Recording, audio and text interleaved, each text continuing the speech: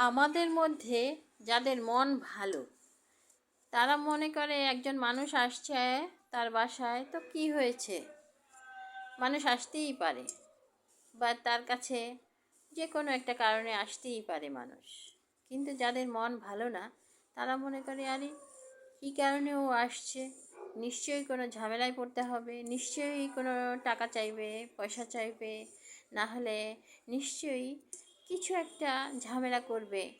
তো এই যে ঝামেলা না করলেও মনে করবে ঝামেলা, হ্যাঁ, মানুষকে দেখলেই মনে করবে ঝামেলা।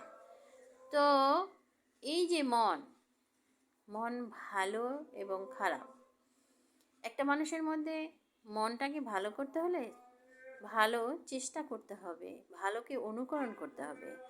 আর মনটা খারাপ মানে তুমি চেষ্টা করছো না, খারাপটাকেই অনুকরণ করছো।